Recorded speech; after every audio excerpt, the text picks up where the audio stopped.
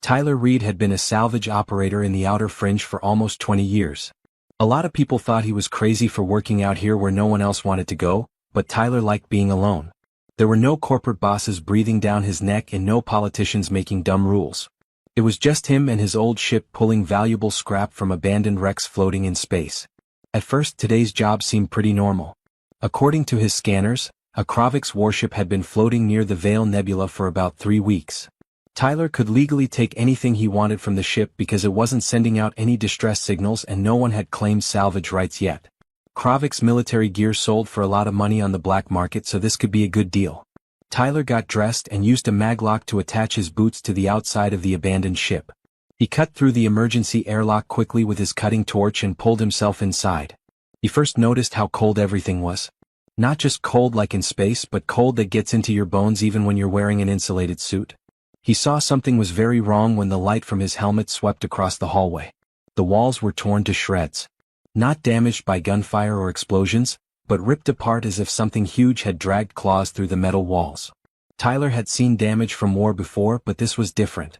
This was about me. This was anger. He moved deeper into the ship, following the path of destruction. Blood droplets that had frozen in space looked like dark rubies frozen in time. Kravix was the green part of it. But some of it was black and Tyler didn't know what bled black. The bodies began to appear in the main hallway. Kravix soldiers, their armor broken and bent in ways that shouldn't be possible. Whatever killed them had the strength to tear through armor with just their hands. Or claws. Before he got to the cargo bay, Tyler counted a total of 8 bodies. He wanted to turn around and leave, to forget he ever found this ship, but curiosity and 20 years of salvage instincts made him keep going. The cargo bay was huge and could hold weapons and other supplies for long military campaigns. The deck was covered in broken crates that had been ripped open. Tyler's boots made a loud noise on the metal floor as he turned on the artificial gravity again to make it easier to move around. His light moved around the room and stopped on something in the far corner. Heavy industrial restraints were attached to the deck plating, which is the kind used to keep dangerous cargo safe while it is being moved. But these chains weren't just heavy. They were also glowing with a faint blue energy that crackled and sparked. Tyler had seen energy restraints before, mostly in high-security prisons. These weren't just for holding something. They were supposed to hurt it. He moved closer and his heart raced in his chest. A huge shape was slumped against the wall at the end of the chains. Tyler first thought it was some kind of cargo container or equipment, but then it moved. Just a little bit. A shallow breath that made the whole body shake. Tyler's hand automatically went to the plasma pistol on his hip as he moved forward again. His light finally showed what the chains were holding and his blood froze. The thing was huge. Even when it was lying down, it was at least 12 feet tall. Its body was covered in black fur that looked like it absorbed the light from his helmet. The fur was matted with dried blood and burns from the energy restraints. The eyes, on the other hand, really grabbed Tyler's attention. There were 6 of them, 3 in each row, and they glowed a dim amber color like dying embers.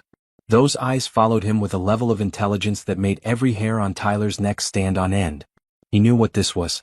Everyone in the galaxy knew, even though most people thought they were all dead. A Vrykal. The top predators from the outer rim. The species that the collective said were too dangerous to live and killed off in a planned way 30 years ago. Tyler was just a kid when it happened, but he remembered the news reports showing the orbital bombardment of their homeworld. The collective said it was necessary because the Vrykal were mindless killers who would eventually attack the civilized galaxy. Tyler didn't see a killer with no brain in those eyes now, though. He saw hurt.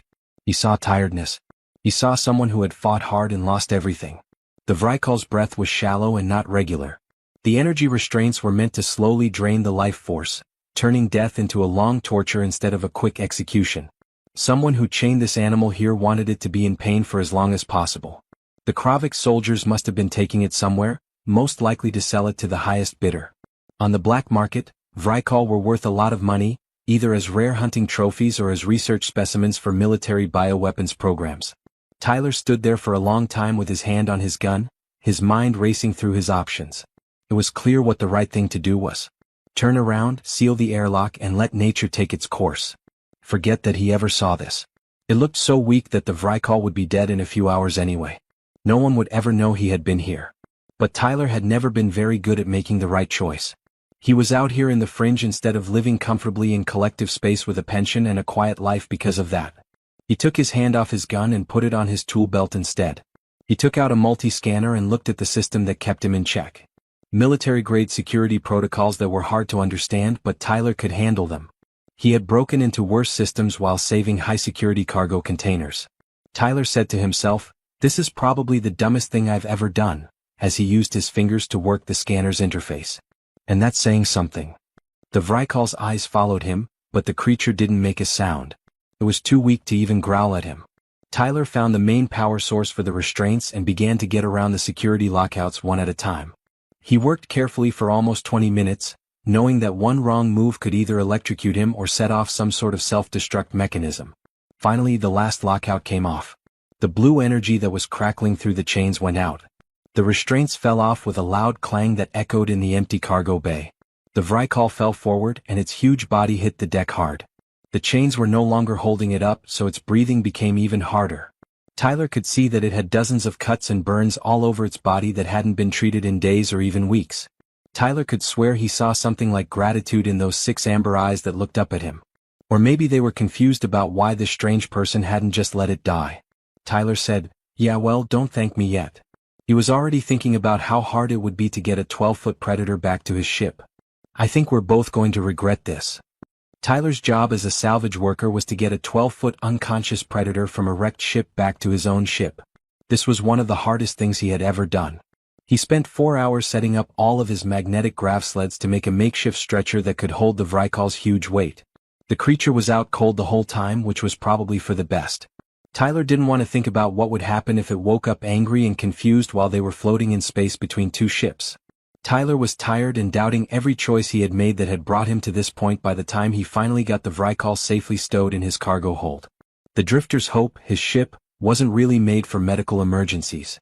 It was a salvage ship, made to carry scrap metal and old tools, not to take care of dying alien predators. But Tyler had trained as a field medic 20 years ago when he was in the Colonial Defense Force. That was before he got tired of following orders and thought salvage work would be a better fit for his personality. He cleared out a part of the cargo hold and started gathering everything that might help keep this thing alive. He didn't have a lot of medical supplies on board. He had some antiseptic spray for small cuts and burns, a box of regenerative bandages that were probably past their expiration date, and a veterinary medical kit that he had bought a few months ago when he was thinking about getting a ship's cat for company. He had never gotten around to getting the cat, but now he was glad he had the supplies. Tyler spent the next hour cleaning wounds that looked like they had been made by torture devices and energy weapons.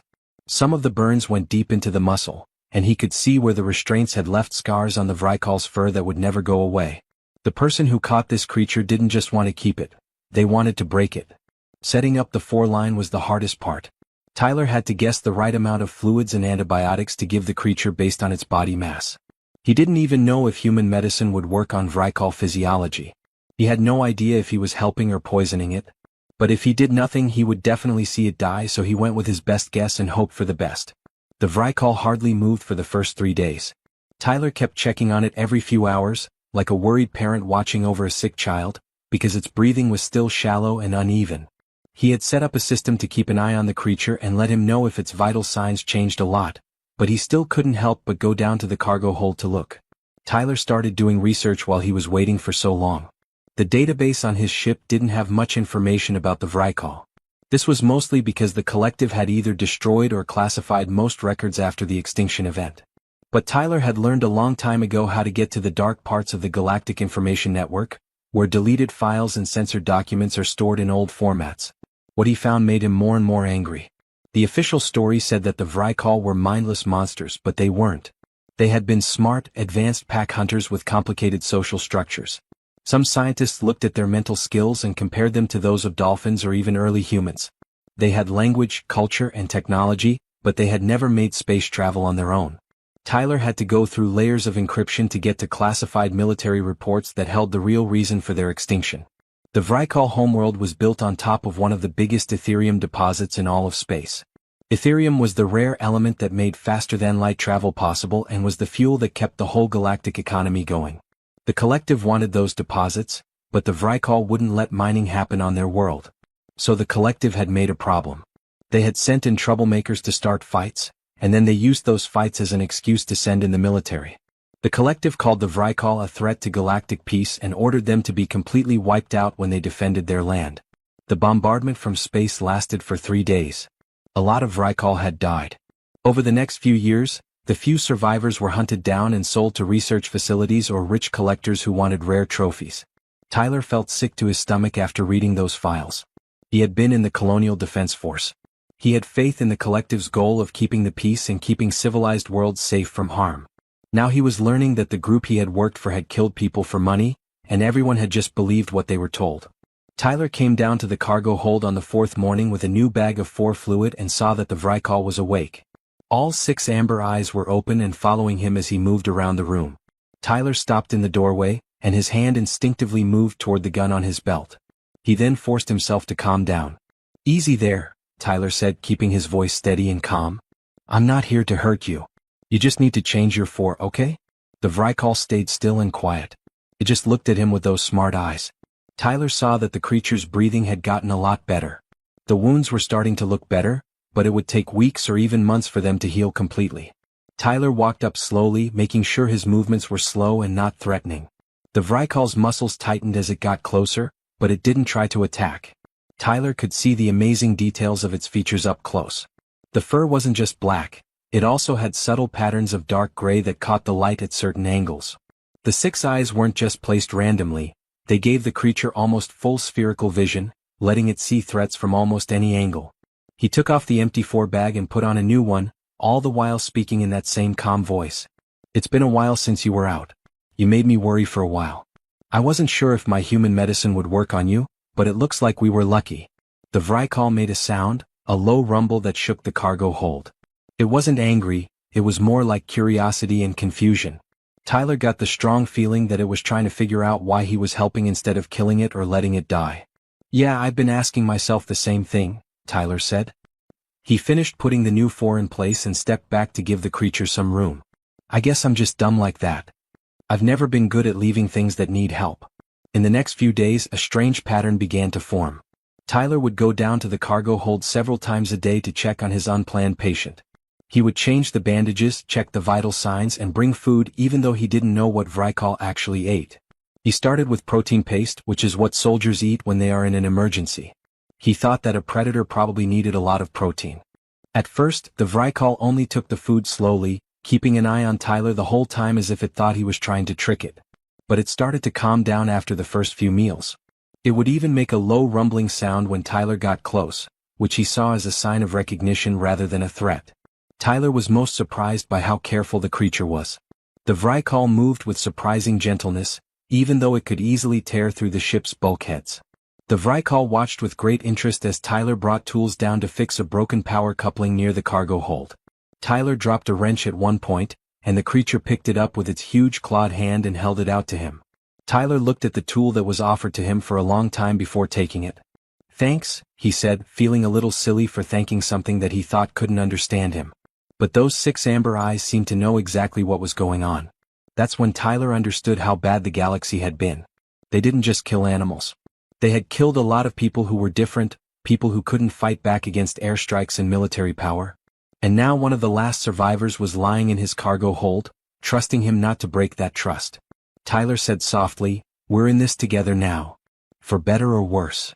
By the end of the first week, Tyler had set up a routine with his strange passenger that was somewhat like a normal one. The Vrykal was healing faster than he had thought it would, which made sense because evolution probably favored quick recovery in top predators.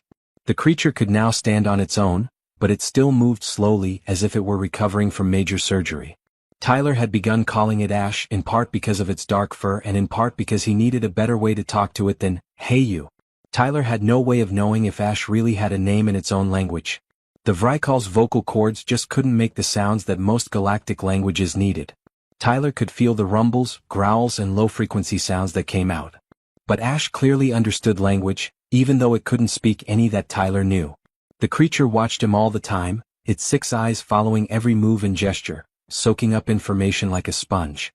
Tyler had seen smart animals before, like dogs and dolphins, and even some of the more intelligent aliens he had met while working on salvage. But this was not the same. Ash didn't just learn patterns, it learned ideas. Tyler first saw it when he was fixing a broken power relay in the cargo hold. He had been talking to himself about the problem and saying out loud how a broken coupling was messing up the flow of energy. Ash had been watching from the corner, and when Tyler went to get a certain tool from his kit, the Vrykal reached over and grabbed the right wrench. "How did you know I needed that?" Tyler had asked, more to himself than to get an answer. Ash made one of its low rumbling sounds and tapped the broken coupling with one claw. Then it pointed at the wrench. It knew what Tyler was trying to do and what tool he would need. That's when Tyler came up with an idea.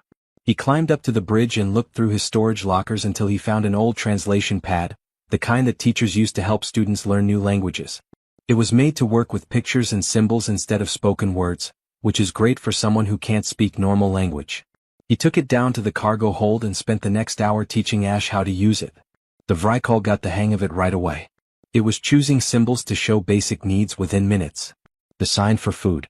The sign for water. The sign of pain when the wounds were bothering it.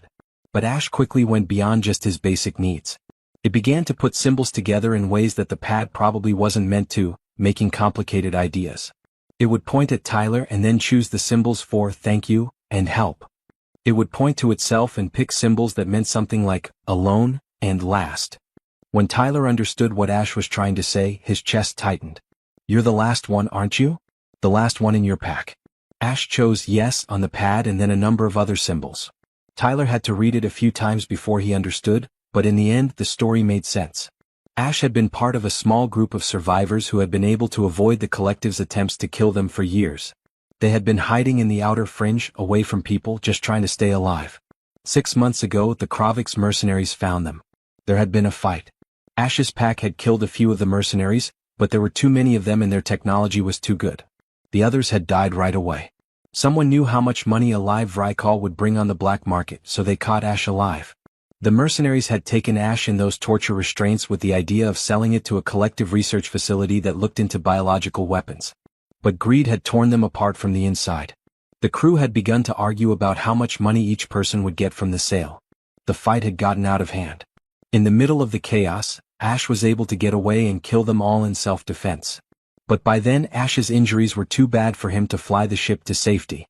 It had fallen in the cargo hold, thinking it would die there alone, just another victim of the galaxy's cruelty. Tyler listened to the story being told with signs and gestures, and he felt his anger growing. Not at Ash but at everything the galaxy had done. At the collective for ordering genocide. At the mercenaries for treating a living thinking being like cargo. At everyone who had just believed the official story without asking any questions. "I'm sorry," Tyler said, knowing that wasn't enough. "I'm sorry for what they did to you and your people." Ash stared at him for a while before choosing symbols on the pad. "You are different. You help." "What?" Tyler thought about what to say. "Because it was the right thing to do. Because someone should have helped you a long time ago. I'm sick of living in a galaxy where we treat people like monsters just because we don't get them." In the days that followed, they were able to talk to each other much better.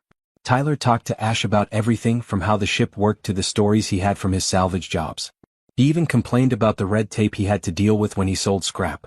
Ash listened to everything and sometimes answered through the translation pad or with gestures that Tyler was learning to understand. The creature had a great memory. Ash would remember everything Tyler said the first time he said it. While Tyler was fixing things, Ash started to guess what he would need next and gave him tools before he asked for them. The Vrykal learned where things went, how different systems work together, and even some basic engineering principles just by watching and listening. Tyler was eating dinner in the cargo hold one night. He had started doing this because he thought it was wrong to leave Ash alone all the time. He was talking about how hyperspace drives worked and using his hands to show how space could be folded. Ash suddenly got very excited and made loud rumbling noises while quickly choosing symbols on the translation pad. Tyler had to think for a second to keep up with the fast pace, but Ash was saying that the people of his country understood this idea. The Vrykal didn't make the technology themselves, but they did understand the theory behind it. They had been looking at the night sky and trying to figure out how to get to the stars. Tyler said softly, "You were so close. You might have figured it out on your own in another 100 years or so. But the collective didn't want to wait. They wanted the resources of your world right now." Tyler had never seen Ash use that symbol before. Theft was the closest translation. Not just of resources but of the future. Of chance. Of the chance to grow into something better. Tyler spent more and more time in the cargo hold, treating Ash less like a rescued animal and more like a friend. They came up with their own way to talk to each other that used gestures, symbols, and sounds that both of them understood. When Tyler said something funny, Ash would make a rumble that meant he was having fun. Tyler found out that when Ash's ears were tilted forward, it meant he was interested, and when they were tilted back, it meant he was worried. But Tyler was becoming more and more aware of a problem that was getting worse. Ash was getting better and stronger every day. The creature would eventually get better. What now? Tyler couldn't keep Ash a secret on his ship for long. The bounty networks in the outer fringe were always busy, and news of the missing cargo on the Kravik ship had already spread. Someone would eventually figure out that Tyler had been in the area when the mercenaries went missing. One night, Tyler said what was bothering him out loud. "You know we can't run forever. Someone is going to find us eventually. The Kravik's company that hired those mercenaries will want their money back. And every bounty hunter in 3 sectors would love to get the reward for bringing you in." Ash picked out symbols slowly and carefully. "Then we fight. Against the whole galaxy? That's a death sentence. Better to die in chains." Tyler couldn't disagree with that line of thought. He leaned back against the bulkhead and thought about how impossible their situation was. A human salvage operator and the last living member of a species that is no longer around. Corporations and governments with almost unlimited resources are after them. "Hey, guess what?" Finally, Tyler said. "Maybe we don't run. We might do something that no one sees coming." Ash's 6 eyes were fixed on him. "Maybe we fight back. Not with guns but with the truth. People in the galaxy think your people were monsters because that's what they were told. But what if we could tell them the truth about what happened? What if we could show that the extinction was caused by greed and not safety?" For a long time, Ash was quiet before choosing one symbol. "How?" Tyler smiled, but it wasn't a happy smile. "I know some people. People who don't really like the collective. People who might be willing to help if we can give them a good reason." It was insane. It was probably going to get them both killed. But sitting here waiting for bounty hunters to eventually find them seemed even worse. "All right," Tyler said, standing up and heading for the bridge. "Let's see about building ourselves a pack." Tyler knew their time was running out when his ship's long-range scanners started picking up strange traffic patterns in the area. There were too many ships moving in grid search patterns, which meant that someone was looking for something specific. He had been in this business long enough to know when someone was hunting. He docked at a refueling station on the edge of the fringe. It was a rundown collection of platforms and storage tanks that served salvagers, smugglers, and anyone else who wanted to stay out of the collective's sight. People who lived there called it the Rust Bucket, but the place's name was Haven's Rest. Tyler had been coming here for years because the owner didn't ask questions and took payment in credit chips that couldn't be traced. It was a simple plan: refuel, get more supplies, and get back into deep space before anyone noticed them. But plans had a strange way of falling apart at the worst times. Tyler was checking the drifter's hope when his proximity alarm went off. A ship had just docked at the next berth without asking for permission or sending out any identification codes. That was the first sign of trouble. The second time was when his security cameras saw 3 armored figures moving through the connection tube toward his airlock. Tyler yelled, "Ash," into the ship's intercom. "We have guests. Stay quiet and stay in the cargo hold." Tyler had learned that a low rumble through the speaker system meant yes. He took his plasma pistol out of its holster and walked toward the airlock, his mind racing with possibilities. Maybe these were just aggressive thieves trying to steal his gas. Maybe the security guards at the station were shaking him down for bribes. It could have been something worse. Tyler got his answer when the airlock hissed open. 3 Zelkan mercenaries pushed their way through, their reptilian faces twisted into predatory grins. People in the fringe knew that Zelkans were some of the meanest bounty hunters around. Not only did they kill their targets, they also liked to make the experience as bad as possible. The leader, a huge Zelkan with scarred green scales and cybernetic parts on half of his face, aimed a heavy plasma rifle at Tyler's chest. "Tyler Reed. We were looking for you." "Can't imagine why," Tyler said, keeping his voice calm even though his heart was racing. "I'm just a salvager." "Not much." "Don't act dumb, human." The Kravik's mercantile group sent out a notice about their lost cargo.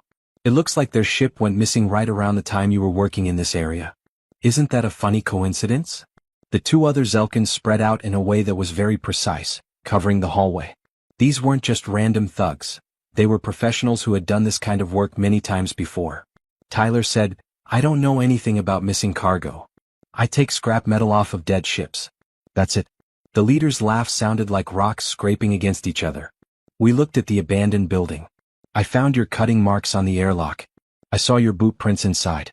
We found those restraints in the cargo bay and they were completely broken. Someone who knew how to work with technology stole something very valuable from that ship." Tyler's brain was working overtime to figure out how to deal with this without anyone dying. He couldn't get away because the Zelkins were in his way. Even if he could take out one or two of them, the third would shoot him with a plasma bolt before he could blink. The leader went on, "This is how it works. You're going to tell us where the Vrykal is, we're going to get our reward, and maybe we'll let you live. Maybe is the main point. And what if I don't have what you want? Then we take your ship apart piece by piece until we find it. I should say that the bounty is the same whether we bring it back alive or dead. So, how messy this gets really depends on how well you work with us." Tyler was about to say something when the lights in the hallway went out. The emergency lights came on a second later and cast a dim red glow over everything. The Zelkins got tense and swept their weapons through the dark. The leader asked, "What did you do?" "Nothing," Tyler said, and he meant it. He hadn't done anything. Then he heard it. A sound that made his blood run cold, even though he knew Ash wouldn't hurt him. It was a low, resonating growl that sounded like it came from all over the place and shook the ship's hull. The sound that made every prey instinct that evolution had hardwired into most species' brains go off. The Zelkins also heard it. Tyler saw fear flash across their faces before they tried to cover it up with professional bravado. "Spread out," the leader said. "Find it." That was their first error. As soon as they broke up, they lost their numerical edge. Over the past 2 weeks, Tyler learned a lot about Ash, like how the Vrykal hunted. They were ambush predators who were patient and planned, using shadows and the land to their advantage. The Zelkin on the left walked toward the door to the cargo bay. Tyler heard a quick rush of movement, a wet crunch, and then nothing. The mercenary's weapon fell to the deck, but the owner didn't say anything. The other two Zelkins turned to the noise, weapons in hand. "Stay together," the leader yelled, but his voice didn't sound as sure as it used to. Tyler fell to the floor as plasma fire lit up the hallway. The Zelkins were now shooting at shadows, and their bullets were leaving marks on the bulkheads and blowing out panels. But Ash was already gone, making its way through the maintenance crawlspaces that Tyler had shown it on their tours of the ship. The second Zelkin fell when the deck grating under him suddenly broke. Tyler realized that Ash had already loosened the bolts. The creature had been getting ready for this, knowing that their ship could turn into a battlefield. The mercenary fell into the maintenance level below with a scream that stopped suddenly. In the red-lit hallway, Tyler and the leader were now the only two people left. The Zelkin's rifle was still aimed at Tyler, but his eyes kept darting to the shadows, looking for threats he couldn't see. "Stop it," the leader said in a tight voice. "Stop your monster or I'll kill you right now." "First of all," Tyler said in a calm voice, "not a monster. Second, I couldn't stop Ash even if I wanted to. Third, you came onto my ship and said you would kill us both. So, in a way, this is self-defense." The leader's finger tightened on the trigger, but he never got to pull it. Ash fell from a maintenance hatch above and moved at an impossible speed for something so big. Tyler heard the sickening sound of bones breaking when the Zelkin's gun went flying. All three Zelkins were alive but unconscious when it was over. Tyler had told Ash not to kill unless it was absolutely necessary, and the Vrykal had kept that promise. The mercenaries would wake up with broken bones and hurt pride, but they would live. "We have to go," Tyler said as he walked toward the bridge. "Right now." But when he turned on the engines, his communication console lit up with signals coming in. A lot of them. It looks like the Zelkins told people where they were before they got on board, probably as a safety measure in case something went wrong. Now every mercenary, bounty hunter, and opportunist in 3 sectors knew exactly where to find them. Tyler opened the tactical display and felt his stomach drop. 27 ships were coming together at their location. Some were already breaking through the atmosphere on nearby moons, trying to be the first to get the prize. The Drifter's hope was a fast salvage ship, but there was no way they could get away from that many people chasing them. Ash came up on the bridge and moved carefully so he wouldn't hit the low ceiling. The Vrykal looked at the tactical display, and those 6 amber eyes quickly took in the information. It reached for the translation pad that Tyler had on the bridge console and picked a group of symbols. "Can't run forever. Need a new plan." Tyler stared at the screen as the red dots that stood for enemy ships got closer from all sides. Ash was correct. Running would only put off the inevitable. They needed something else, something that none of these hunters would expect. "You remember when I told you we should fight back with the truth instead of weapons?" Tyler asked. Ash rumbled in agreement. "I know some people who might be able to help. But we have to stay alive long enough to get to them first."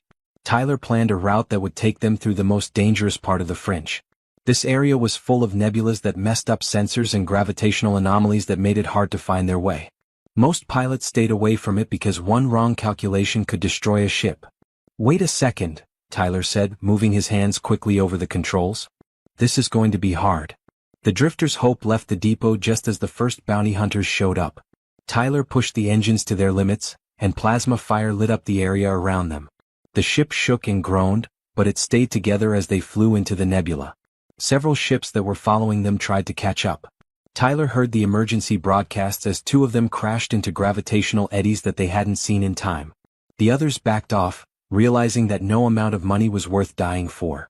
Tyler, on the other hand, knew this was only a temporary safe place. They would have to leave the nebula at some point. The hunters would be ready when they did. They needed friends and they needed them right away. Tyler spent 3 days making his way through the dangerous space of the nebula before finally coming out on the other side, far from where the bounty hunters were looking for him. But he knew they wouldn't have much time to breathe. Word was getting around quickly on all the outer fringes communication channels. The bounty on Ash's head had gone up from a few 100,000 credits to more than 2 million. Half of the galaxy would be looking for them at that price. He couldn't do it by himself anymore. Tyler needed people he could trust, but that was a short list in his line of work. But there were 3 people who owed him favors and, more importantly, 3 people who had their own reasons to hate the collective and its business partners. Vanessa Cole, a scientist who had been kicked out of collective space 5 years ago, was the first. Tyler had met her at a black market technology fair where she was selling research tools she had stolen when the police came to get her.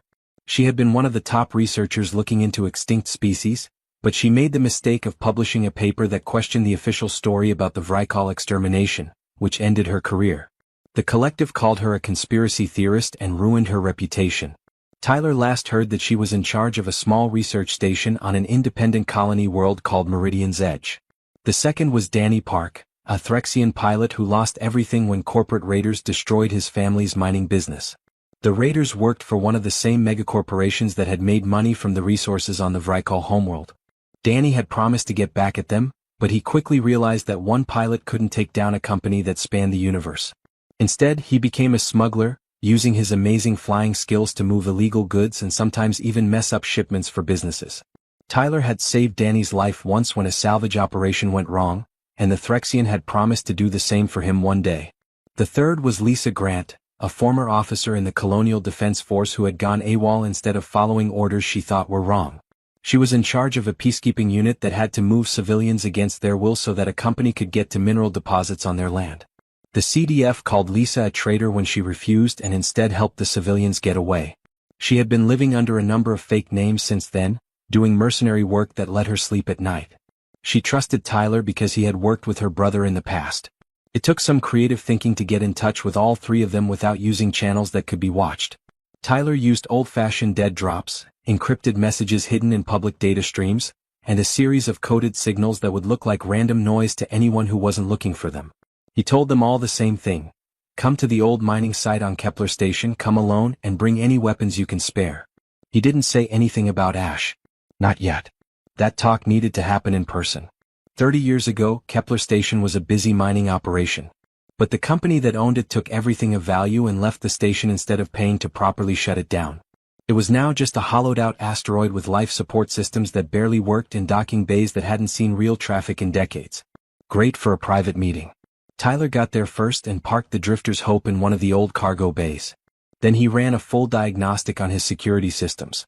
Ash stayed in the cargo hold the whole time they were traveling, reading about human history, politics, and society that Tyler had downloaded. The Vrykal learned very quickly, and Tyler thought it might know more about what's going on in the galaxy than most college graduates. Vanessa came 6 hours later, driving a small research ship that looked like it had been put together from spare parts. She was in her mid-40s, had gray hair pulled back into a useful ponytail, and wore a stained lab coat over useful work clothes. Tyler hadn't seen her in a while, and she had new lines around her eyes that showed she had been stressed and not sleeping well. She said, "This better be good read," as she got on the Drifter. "I was doing important research when I got your strange message." Tyler said, "It's good. But you have to see it to believe it." Next came Danny, whose modified scout ship docked with the kind of precision that made Tyler jealous. The Threxian was tall and thin, with blue-gray skin and a forehead that was ridged, which is a trait of his species. It was pretty normal for him to have enough weapons to arm a small army. "Hey, did you know that there's a 2 million credit bounty on someone in this area?" Danny said hello. "All the hunters from here to the core are looking for what the Kroviks lost. I hope you're not going to do anything dumb. Define stupid, Tyler said with a small smile. Lisa was the last to arrive and she came in hot, her ship's engine still cooling as she ran up the docking ramp with a rifle in her hands. She was small and muscular, with short dark hair and a posture that showed she had been in the military for a long time. In just a few seconds her eyes scanned the bay, noting exits and possible threats. Are we being followed? She asked right away. Tyler said, not that I can see. But I've been wrong before.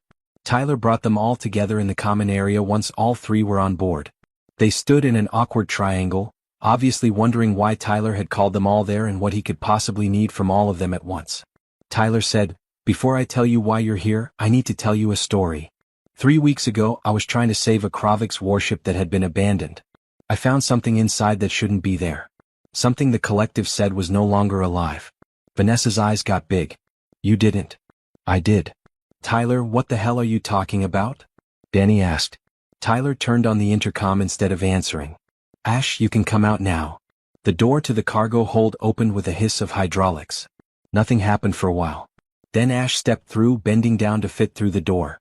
12 feet of black fur, corded muscle, and 6 glowing amber eyes that looked around the room with clear intelligence. Danny's hand went to his gun. Lisa raised her rifle halfway before she realized what she was doing. Vanessa stood there with her mouth open in shock. Tyler said in a calm voice, everyone meet Ash. Ash, these are the people I told you about. Vanessa whispered, that's a Vrykal. That's a real Vrykal. Oh my god, the things I could learn, the research I could do, the proof that they weren't the monsters everyone said they were. Danny said flatly, it's going to kill us all, even though he hadn't pulled out his gun yet. Lisa kept her rifle ready but not quite aimed. You better have a damn good reason for this, Tyler. Tyler then explained. He told them everything, how he found Ash chained up and dying in the abandoned building, how he decided to free it, how he spent weeks nursing it back to health, how he learned to talk to it, and how he found out the truth about the Vrykal extinction. He showed them the secret files he had gotten into, which showed that corporations had made money by committing genocide. He showed how Ash used the translation pad, how it could understand complicated ideas, and how it had fought the Zelkin mercenaries without killing them, even though it had every reason and chance to do so. Ash stayed still the whole time he was talking, letting his actions speak louder than the words he couldn't say. It didn't act threateningly or aggressively, it just watched the 3 new people with interest. Vanessa was the first to come up, even though she was worried about what would happen. Can I? She asked, pointing to Ash. Ash chose symbols on the translation pad that it had brought with it from the cargo hold. Yes. Welcome to study. Want the truth to come out. It can talk, Vanessa said with a sigh. Real communication, not just rehearsed answers. This changes everything we thought we knew. Danny still looked doubtful, but he had calmed down a little. So what's the plan here, Tyler? You didn't bring us here just to show off your new pet. Tyler said firmly, Ash isn't a pet.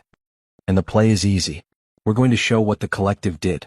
We will show that the Vrykal extermination was not a necessary security measure, but rather genocide for profit. We're going to tell the galaxy the truth. Lisa said bluntly, that's suicide. The collective doesn't forgive people who tell their dirty secrets. Every government and business in known space would want to kill us. Tyler said, we're already marked. There's a 2 million credit bounty on Ash's head. Every hunter in 3 areas is looking for us. Running away and hiding will only delay the inevitable.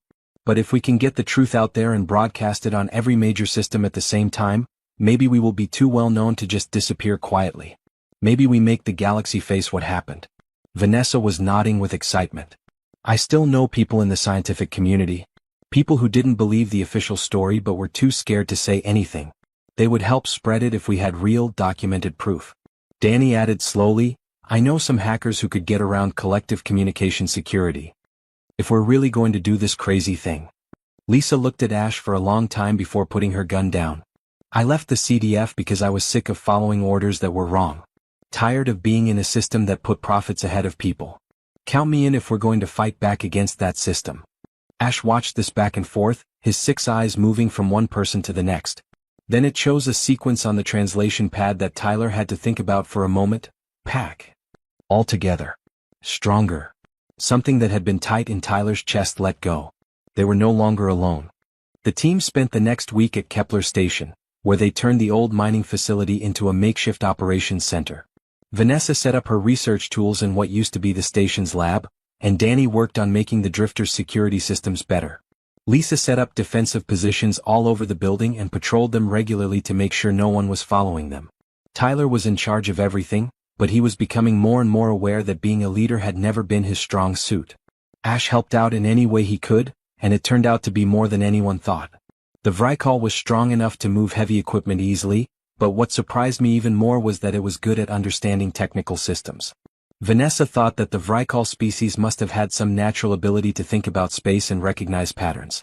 These skills would have helped them as hunters and might have even led to technological progress if they had been given the chance. But the real work was done in Vanessa's makeshift lab.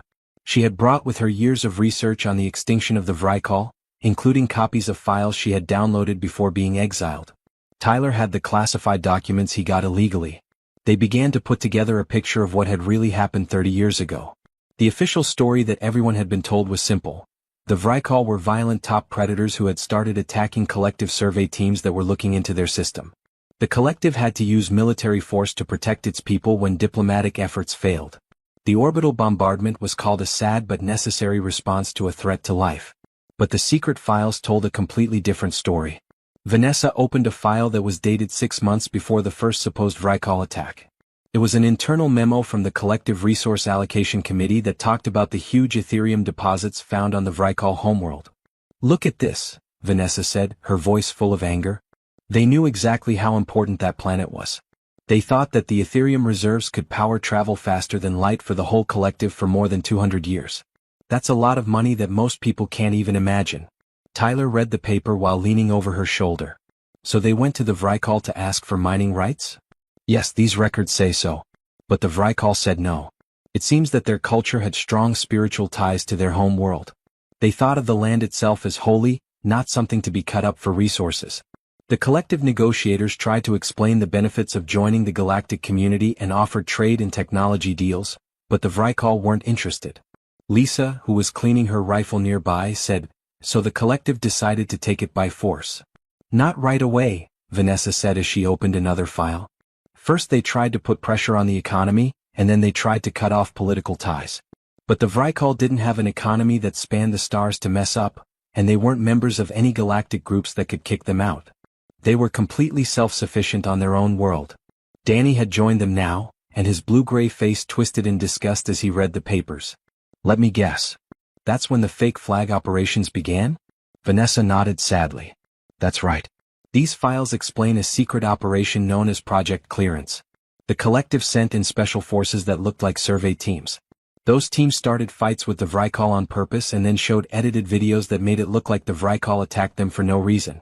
They set up 3 different events over the course of 4 months. Tyler got sick reading the reports on how things were going. The people who planned each event had carefully planned them to make the public the most angry. The third incident involved the collective operatives killing their own people on purpose to make it look like the Vrykal were bloodthirsty monsters. Vanessa said quietly, "People's opinions changed quickly after that. People were scared. The news kept running stories about the Vrykal threat. Politicians tried to sound the toughest on security. The Collective Council gave the go-ahead for military action within 2 months. And the Vrykal never saw it coming," Lisa said. "They didn't have space travel. No defenses in space. No way to stop warships from bombing them from space." Ash had been watching this whole conversation from the corner where it was sitting, and following the translation of what they said on a second screen that Tyler had set up. The Vrykal now came closer to the main screen, its 6 eyes carefully examining the papers. Vanessa pulled up video of the bombing, but she hesitated before playing it. "Ash, you should know that this will be hard to watch. This is what happened to your home world." Ash chose symbols on its pad. "Need to see. Need to know." The video was taken by military gun cameras and shows the Vrykal homeworld from space. It was a beautiful planet with huge forests and clear oceans. The video showed the first wave of kinetic bombardment strikes, which were huge projectiles dropped from space that hit with the force of nuclear weapons. In seconds, whole forests turned to gas. The oceans boiled away. The air itself started to catch fire. Tyler looked at Ash's face in the dark screen. The Vrykal's body was completely still and all of its muscles were tense. It was breathing quickly and shallowly. He couldn't even begin to imagine how it felt to watch your whole species being wiped out one by one. The timestamp said that the bombing had gone on for 3 days. The surface of the planet was a burned-out wasteland by the end. That was too much for anything to live through. The collective said they had completely succeeded and that the Vrykal threat had been stopped. But some made it through, Tyler said softly. Ash's group. Others who were not on Earth or were in deep shelters. Vanessa opened up more files. The collective spent the next 5 years looking for survivors. They offered rewards, hired mercenaries, and used every resource they had. These files say that after the bombing they killed another 12,000 Vrykal. The official statements to the public said they were only getting rid of the last threats. The private notes praised each kill as one less potential witness. Witnesses to genocide, Danny said with anger. Lisa had stopped cleaning her gun and was staring at the screen with rage. I knew the collective was up to no good. That's why I went. But this is the planned killing of an entire species for money. It's hard to understand how evil this is. After a long time, Ash finally moved and picked a long string of symbols on his translation pad. Everyone had to think about the message for a minute. My group. We all left and there were 37 of us. Hid in the deep dark, a place where ships can't go. Lived there for 15 years. Kravix found us 6 months ago. They killed everyone but me. I am the last one. Only I am left to remember. It felt like the weight of that statement filled the room. Ash wasn't the only one in its pack. There was a chance that it was the last living Vrykal in the whole galaxy. The last living member of a species, with the memories of billions of dead. Tyler's hands were in fists. This can't stay hidden. The galaxy needs to know what happened. Agreed, Vanessa said, her voice shaking with emotion. But we need to be careful about how we let this out. People will think the files are fake if we just put them on a conspiracy theory website. We need to be believable. We need to get the information from more than one source. I know people in the underground news networks, Danny said. Journalists who the collective has put on a blacklist for asking questions that make people uncomfortable. They would love a story this big and they would check the sources carefully. Lisa said, that's a start but not enough. We need this broadcast to go out to everyone at once. Every important system, every place where people talk to each other, and every stream of public data. Make it impossible to hide or spin. Tyler thought about how things would work. We'd need access to a collective communication relay to do that. Those things are locked up tighter than the most secure prisons. Multiple layers of encryption, biometric security, armed guards, and more. So we break into one, Danny said with a shrug as if it were the most obvious thing in the world. Get into a collective comm hub? Lisa raised an eyebrow. That's not just hard, it's almost impossible. Borderline isn't the same as completely impossible, Danny said. I've gotten illegal things through collective security before. If you know where to look, their systems have flaws. Vanessa was already looking at blueprints on her screen. The nearest hub is Station Praxis, which orbits the gas giant Helios Prime. It is a major relay point that handles communications for almost 30 systems. We could send a message to hundreds of billions of people at once if we could get to its central transmitter. Tyler looked over the blueprints, using his salvager's eye to find possible ways in and weak spots in the security. Lisa was right, but it would be very dangerous. They needed to be seen by as many people as possible at once. If you give the collective time to respond, they will shut down the story before it can spread. Tyler said, we need a good plan. Several contingencies. And we'd have to be okay with the fact that some of us might not make it. Everyone knew that the sound of Ash rumbling meant determination. It chose symbols on the pad that said, risk acceptable. Truth is more important than safety. My people deserve the truth. Galaxy deserves the truth. Lisa looked into Ash's six-eyed gaze and nodded slowly. The Vrykal is braver than most people I know. I'm in. Vanessa said right away, me too. Danny said, oh what the hell. I've always wanted to be remembered as either a hero or a famous criminal. This looks like a good way to get one or both. Tyler looked at the crew he had put together. A disgraced scientist, a smuggler who has nothing to lose, a soldier who is AWOL, and the last member of a species that is no longer alive. Not the best group of people to take on the most powerful government in the galaxy. But they were all they had. Tyler thought that sometimes the biggest changes came from the most unlikely places. Okay then, he said. Let's figure out how to break into a collective communication hub and reveal the biggest cover-up in the history of the galaxy. How hard could it be? It took 2 weeks of careful planning to get ready for the infiltration of Station Praxis. Danny had gotten blueprints from his smuggling contacts, but he even said they might be out of date. Vanessa spent days going over the station's security rules, looking for any holes in their systems that she could use. Lisa made everyone practice combat tactics and emergency procedures over and over again until Tyler could do them in his sleep. The hardest part was deciding what to do with Ash. A 12-foot Vrykal wasn't exactly hard to see, and the whole point was to stay hidden until they had uploaded the files. But Ash wouldn't stay behind, and Tyler didn't want to leave their best fighter out of the action. They finally came to an agreement. Ash would go in through the maintenance areas, which are designed for automated repair drones and where a big figure wouldn't set off alarms right away. The way to station praxis had to look completely normal. Danny showed them how to use a stolen transponder code that showed that the Drifter's Hope was a supply ship bringing parts to fix the station's life support systems. It was a routine delivery that happened a few times a week and was so boring that security wouldn't pay much attention. Tyler's hands were sweaty as they went through the outer defense line. Automated weapons platforms kept an eye on their approach and were ready to turn them into dust if anything seemed off. The seconds felt like hours until they finally got the go-ahead to dock at Bay 7.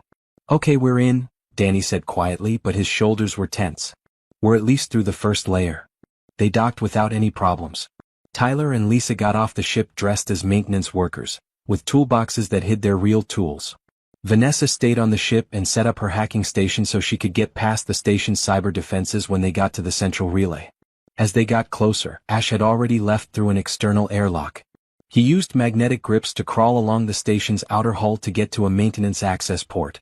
The Vrykal moved with surprising grace for something so big. Its natural hunting instincts worked perfectly in zero gravity. The inside of Station Praxis was all white, sterile hallways and holographic displays that flickered to show the flow of communication traffic through the hub. There were hundreds of people who worked here, including civilian technicians and collective security personnel who kept the systems that connected dozens of star systems running.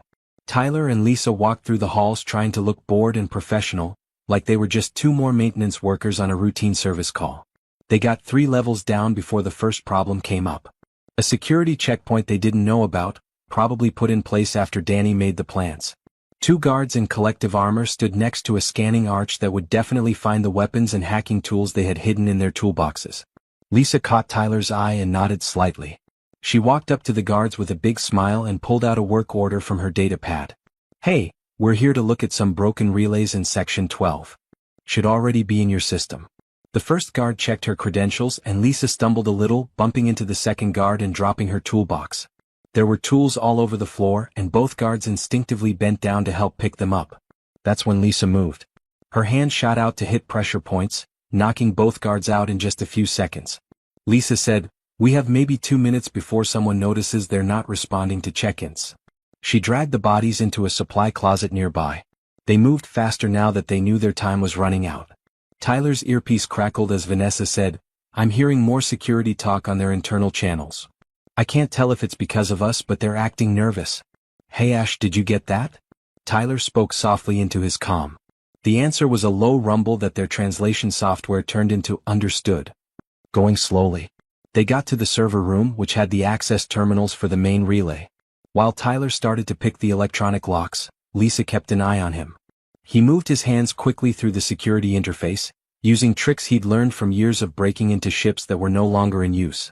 These locks were more advanced, but they worked in the same way. They slipped inside when the door hissed open. There were rows of humming servers in the room, and their lights blinked in complicated patterns as they handled communication traffic from all over the sector.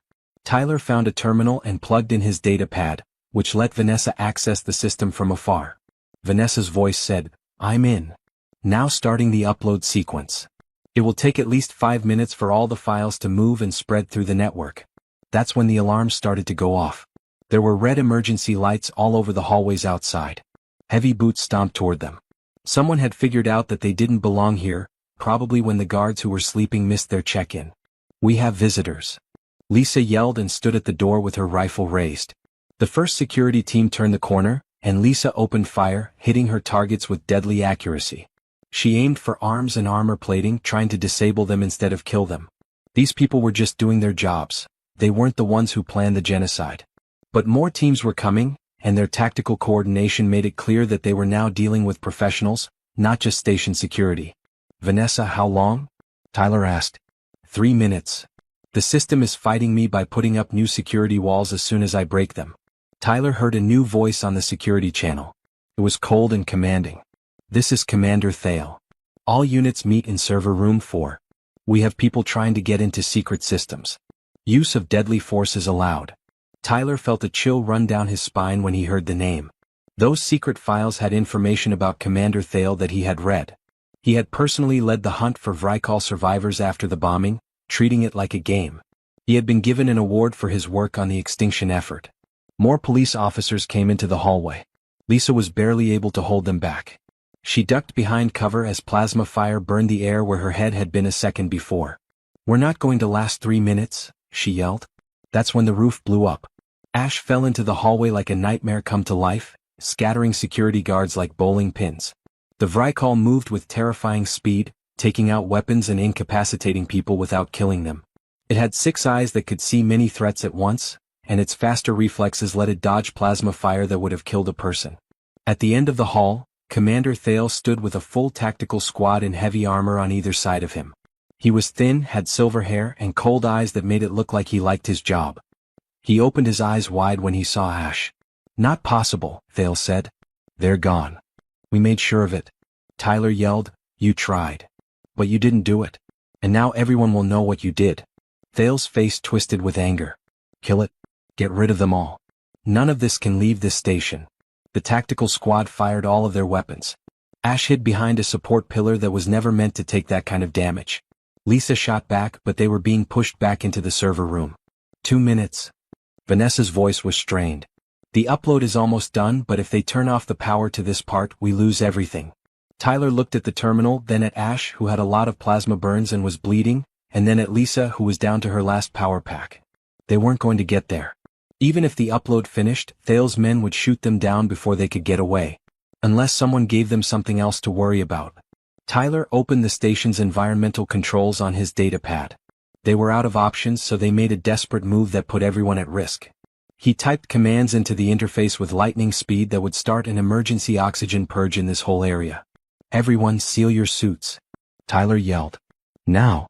He pressed the button to run. As the atmospheric system started to let air out into space, alarms went off. The blast doors started to close on their own in an effort to keep the breach contained. Thale's tactical team, who weren't ready for this crazy move, rushed to get their emergency respirators. In the middle of the chaos, Vanessa's voice rang out with joy. "Upload complete. The files are being sent out on all 32 systems channels. Now they can't stop it." Tyler grabbed Lisa and they ran to the maintenance shaft where Ash had gone in. The Vrykal was already moving because it knew what Tyler was going to do. As the station's emergency systems went crazy behind them, they crawled through tight spaces. They came out on the outside of the hull, where Danny had put the Drifter's Hope in place for an emergency pickup. The 4 of them ran through the airlock just as the station's security forces got back on their feet and started to chase them. "Go, go, go," Tyler yelled. Danny didn't need to hear it twice. The engines of the ship roared to life, and they sped away from Station Praxis as fast as they could.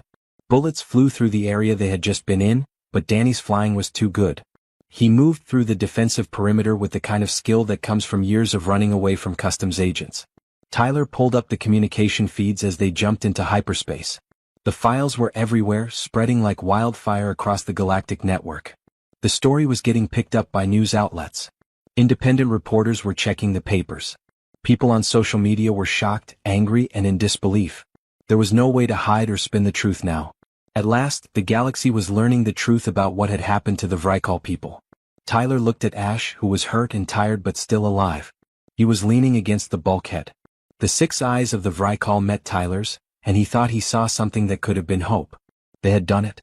They had really done it, even though the odds were against them. Now they just had to deal with what happened. There was chaos on a galactic scale for the first 48 hours after the broadcast. Tyler watched the news feeds from the Drifter's Hope as they moved from system to system, never staying in one place long enough for anyone to find them. People were downloading the files billions of times an hour, and they were spreading to every inhabited world in collective space and beyond. At first, major news networks tried to ignore the story or say it was fake, but independent journalists were already checking the documents. The encryption signatures were in line with military protocols. The timestamps on the communications matched up with historical records. The metadata on the video showed that it was real. Even the most popular news outlets couldn't pretend the evidence wasn't real within 24 hours. Tyler sat in the common area with his strange group and watched as a well-known news anchor explained the timeline of the Vrykal extinction on live TV. As the woman talked about the false flag operations, the fake crisis, and the planned killing of an entire species to get to mineral resources. Her voice shook. 30 years, the anchor said, looking straight into the camera. For 30 years, we've been told that the Vrykal were monsters who left us with no choice. We were taught that their extinction was sad but necessary. And now we know it was murder. Genocide that was planned and carried out by the same group that says it stands for civilized values. People's reactions were following predictable patterns. Collective loyalists said the papers were enemy propaganda, but they couldn't say who would gain from such a detailed fake. Corporate interests tried to shift blame by saying they had only bought legal mining rights and weren't responsible for how those rights were obtained. But millions of regular people were going through something Tyler had been through himself. The sickening realization that they had been lied to about something very important. Protests broke out on many worlds. 50,000 people marched on the Collective's administrative center on the human colony of New Terra, demanding answers.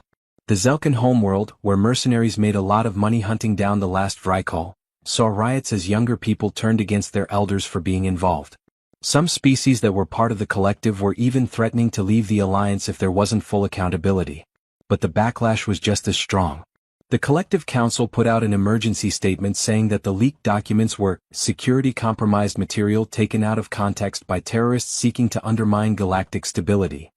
They said that Tyler Reed, Vanessa Cole, Danny Park, and Lisa Grant were wanted for spying, terrorism, and stealing secret information. There was now a 3 million credit bounty on each member of the crew and a 5 million credit bounty on Ash's head. Danny said, "We're the most wanted people in the galaxy," as he watched the bounty notices go by on the screen. "That's actually pretty cool." "That's a death sentence," Lisa said. "Every hunter, mercenary, and person in need of money is going to be looking for us. Plus, there are Black Ops teams from the Collective who don't care about keeping us alive." Tyler knew she was correct.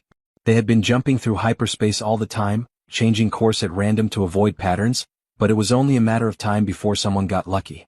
The Drifters' hope was running low on fuel, and they couldn't risk docking at any real station. At this price, even the black market stations would be too risky right now. Since the heist, Ash had been quiet because he was healing from the plasma burns he got while escaping. Vanessa had done her best to care for the wounds, but the Vrykal was clearly in pain. It spent most of its time watching the news feeds to see how the galaxy reacted to the story of its people.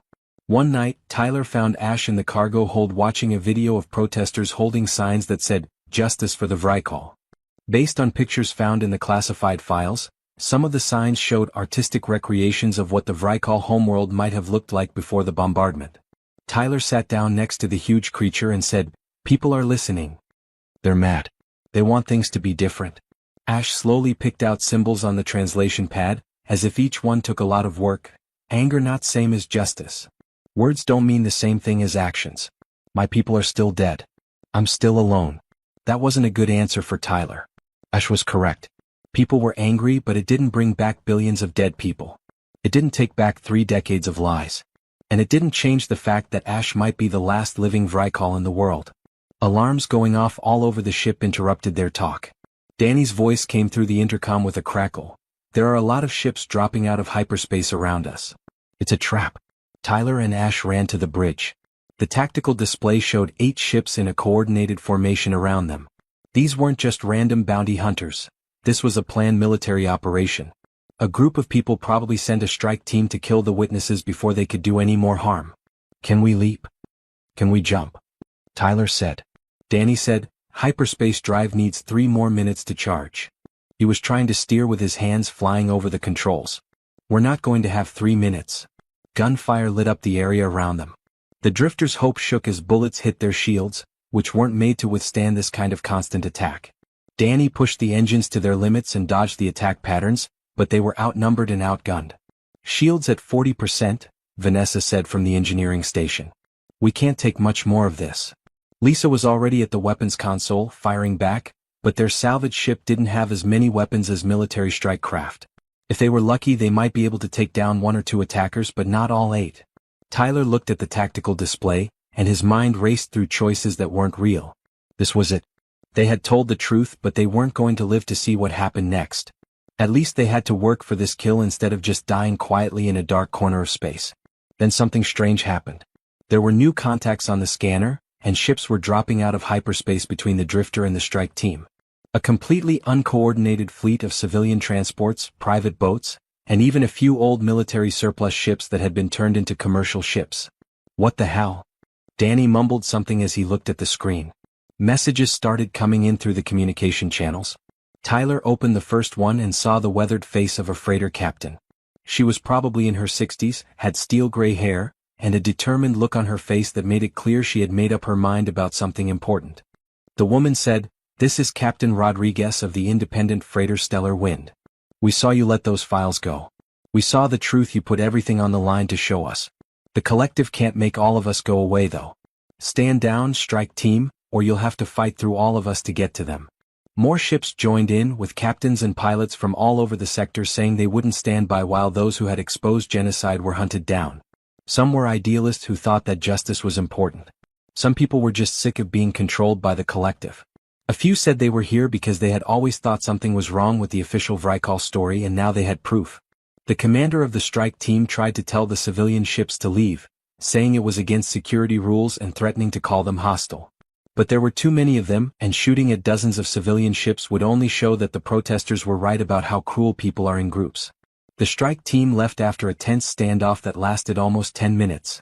They couldn't finish their job without killing a lot of people and having it be shown on every news network in the galaxy. Captain Rodriguez called out to the drifter again as the military ships sped away. "You guys need a safe place to stay for a while. We have a convoy going to the Outer Rim's independent colonies. Collective doesn't have any power out there, and the local governments are on your side. You're welcome to come with us." Tyler felt something he hadn't felt in weeks. Hope. "That would be great, Captain. A lot more than you think." The convoy formed around them, with almost 60 ships of different sizes making a protective circle. Vanessa opened the latest news feeds as they got ready to jump to hyperspace together. The story had reached a tipping point. 3 members of the collective council had to quit because of pressure.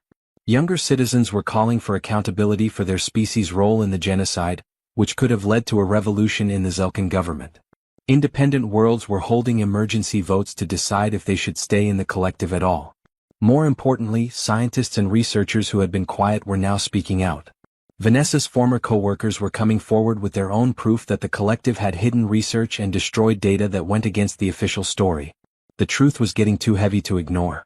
"It's working," Vanessa said, her voice full of surprise. "The galaxy is really reacting. This could really make a difference." Ash watched all of this with its 6 amber eyes, taking in how the galaxy reacted to the story of its people. Finally, it chose a message on the translation pad that said, "I can't bring my people back. But maybe their deaths will mean something. Perhaps their memory will change the future." Tyler put a hand on Ash's shoulder and felt the strong muscles under the black fur.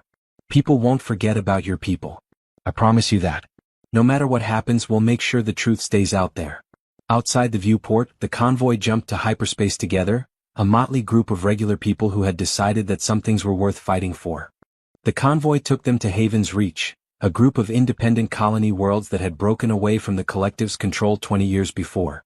The people there treated them like heroes, but Tyler had never felt less like a hero. They had told the truth, but the price of that truth was still being counted all over the galaxy. The movement that began with their broadcast had grown into something much bigger than any of them had thought it would. The collective was falling apart from the inside as its members called for investigations and accountability. 2 whole planetary governments had broken away, saying they didn't want to be a part of an organization based on lies and genocide. Corporate leaders were being called to court. Military officers who had been involved in the Vrykal extinction were being charged with crimes. Tyler didn't care about all of that political turmoil because he was watching Ash get worse and worse every day. The plasma burns from Station Praxis hadn't healed well, and Vanessa's medical scans showed something worse underneath.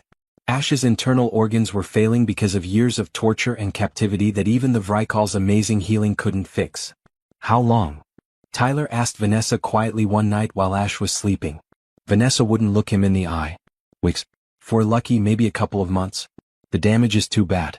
I'm not sure it would make a difference even if we had access to the best medical facilities in the collective, which we don't. Ash's body has been through a lot."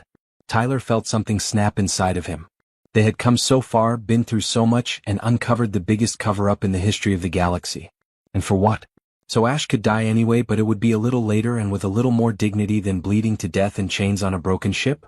He spent that night looking into every available medical technology, getting in touch with experts through secure channels, and even talking to some of Vanessa's old co-workers who were now publicly talking about the Vrykol. Everyone told him the same thing: there was nothing they could do. The damage was just too bad. Of course Ash knew. The Vrykol probably knew for weeks but didn't say anything. Tyler finally got the nerve to talk about it, and Ash's response on the translation pad was typical. All living things die. I agree with this. How we live before we die is what matters. Tyler said, "That's not good enough," in a rough voice. "We didn't do all this to see you die. You did this for the truth. For the sake of justice. In memory of my people. That job is finished. I die free with a purpose and with my pack. A lot of people like me died without any of these things. I am lucky." Tyler wanted to fight and say that there had to be a solution they hadn't thought of yet, but Ash's 6 amber eyes showed that he was calm and accepting, which made Tyler feel selfish for protesting. Tyler couldn't believe how the Vrykol had come to terms with its own death. In the next few weeks, something amazing happened. Scientists and researchers started coming to Haven's Reach because they wanted to meet and study the last living Vrykol. But these weren't the business researchers who had used Ash's people as guinea pigs. These were people who came up to me with real respect and asked for permission before every scan, sample, and question. Vanessa was in charge of the research and made sure that Ash was never too busy or treated like a specimen. The Vrykol seemed to enjoy the attention, knowing that the information gathered now might be the only detailed scientific record of its kind that would last. Kevin Park, a young geneticist, made a discovery that changed everything. One morning he walked up to Tyler and Vanessa with barely contained excitement. Kevin said, "I've been looking at Ash's genetic samples," and he pulled up complicated data on his portable screen. The Vrykol have very stable DNA, which is likely an evolutionary change that helped them live in tough places. This means that genetic material that is still usable could stay intact even after death, maybe for years if it is stored correctly. "What are you trying to say?" Tyler wanted to know. "I'm saying that cloning might be possible. Not right now, we don't have the right tools or the right place to do it. But maybe in a decade or two when science has come a long way, we could use Ash's genetic code to make new Vrykol. It wouldn't really be coming back to life. Each clone would be a new person with their own personality. But the species wouldn't be gone for good." Tyler looked at Vanessa, who was already using her datapad to do math. "It's just a theory," she said slowly. "The science isn't there yet. Kevin is right about the stability of genes, though. There's a chance if we keep samples safe, if the political situation gets stable enough to pay for this kind of research, and if people are behind it. A real chance." That night they told Ash about the idea. The Vrykol paid close attention as they talked about cloning, the timeline, the unknowns, and the options. After they were done, Ash was quiet for a long time before choosing symbols on the translation pad. "Not me. There will be new people, right?" "Yes," Vanessa said. "They would have your DNA, but they would be their own people. They would need to be raised, taught, and given the chance to figure out who they are." "Okay. My people were unique, not copies. New Vrykol should have their own lives if they come after I'm gone. Your own choices. Not forced to be who I was or what I remember." Ash stopped for a moment and added more symbols, "but they should know their history. They should know what happened to their ancestors. Should know the truth, not lies. Will you make this promise?" Tyler said without hesitation, "We promise. The truth will be kept. The story of your people will be told right." For the next few weeks things were both good and bad. Ash was clearly weaker. He moved more slowly and slept longer each day. But the Vrykol looked happy in a way Tyler had never seen before. They had moved to a small research center on the edge of one of Haven's Reach's forested continents. It was a place that Ash thought of when it talked about its homeworld. Ash spent hours outside, lying in the sun, watching the animals and just being. Tyler would sit with it sometimes and not say anything. The human salvager and the dying alien predator had come a long way since that first scary moment in the cargo hold of the abandoned ship, when they shouldn't have trusted each other but did anyway. Lisa and Danny came by often to tell them news from all over the galaxy. The push for accountability was getting stronger. The collective had to make more secret documents public, and each new piece of information made the public angrier. A number of high-ranking officials had been taken into custody. The big companies that made money from mining Ethereum were being sued and boycotted by a lot of people. Lisa told Ash on one visit, "Your people are getting justice. It's slow, it's messy, and it won't bring them back. But what you and Tyler did is changing the galaxy." "Good," Ash said in response. "That's enough." Tyler found Ash lying in a clearing on what turned out to be one of the last warm days of the season. The purple leaf trees that grew in this area surrounded him. The Vrykol's breathing was shallow but steady. Its 6 eyes were half closed as it watched the sunlight come through the trees above. Tyler sat down next to his friend, who was now Ash. Not a rescued animal or an extinct species to study, but a friend who had faith in him when it should have been impossible. "Do you know what I keep thinking about?" Tyler said in a low voice. "That day I found you. I almost didn't cut those ties. I almost talked myself into thinking it wasn't my problem and that I should just walk away and forget I saw anything." Tyler learned that Ash's soft rumble was the Vrykal equivalent of gentle amusement. "I'm glad I stayed," Tyler said again. "I'm glad I was dumb enough to care. Knowing you, being a part of this journey, and fighting for something that really mattered changed everything for me. You changed everything for me." Ash slowly raised one huge paw and put it over Tyler's hand. The gesture was clear. Thanks, friendship, and a connection that the galaxy had said was impossible between species. The sun moved across the sky while they sat there, human and Vrykal, the last 2 members of their unlikely pack. 3 days later, Ash died peacefully in its sleep, surrounded by the people who had fought with it. Tyler stayed with the body for a long time, one hand on the midnight black fur that was already getting cold. Vanessa's team carefully collected the genetic samples and stored them in a special way that would keep them usable for decades. Kevin was already working on getting money and space to do cloning research when he got the news. They put Ash's body in the ground under the trees with purple leaves and marked the grave with a simple stone that had an inscription in several languages, including a phonetic version of what Ash's real name might have been in its own language. The memorial said, "Here lies the last of the Vrykal who died in chains.